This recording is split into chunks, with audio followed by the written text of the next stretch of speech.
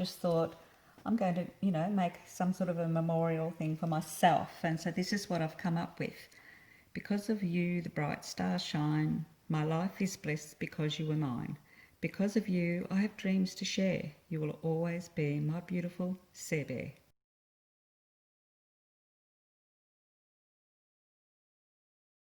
So this is homework, school hours, but of course a bit of help from our pet cat, Priscilla, who she absolutely adored. She loved animals, and we had poodles and cats and pet mice, you name it. We had at Budgies, and she just loved animals. And I believe you've still got her dog. Oh yes, we have Sprocket, as she called her.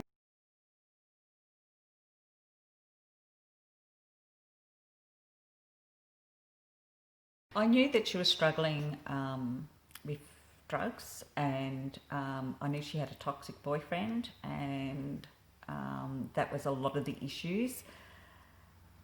We tried really hard to, talk to her about domestic violence, and because he was quite aggressive with her and all that sort of thing. And she talked herself around and got herself off to the doctors and went into rehab, and that was going really well.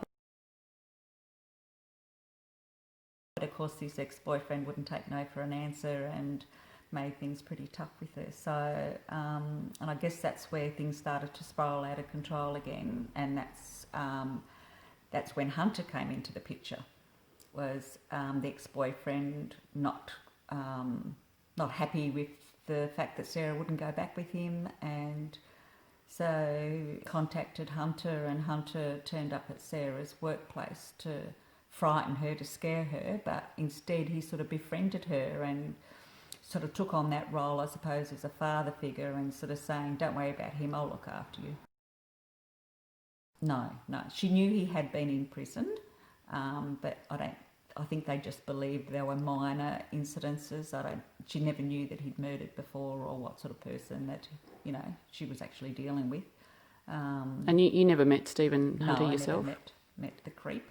And first time I saw him was in court.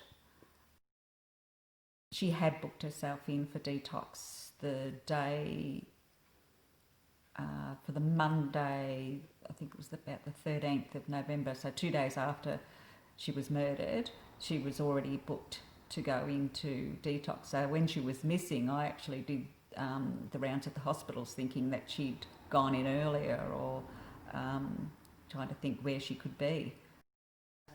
So that not knowing and trying to find her, and it was just terrible.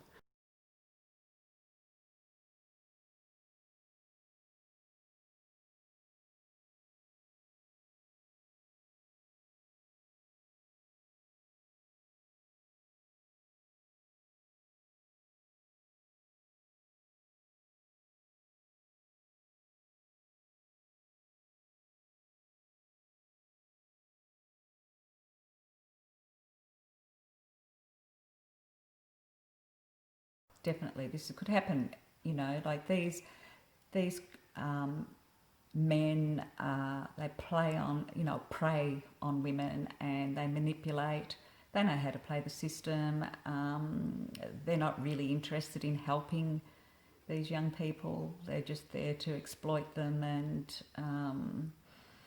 so I think it's important that young teens, adults, keep those communication lines open with their parents. If they're having any issues or troubles, that they should be talking to their parents, or there should be someone that they can go to speak to.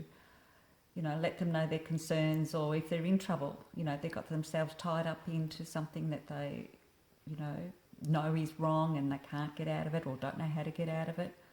This is when they should be asking for help, and there's nothing wrong with putting your hands up and asking for help.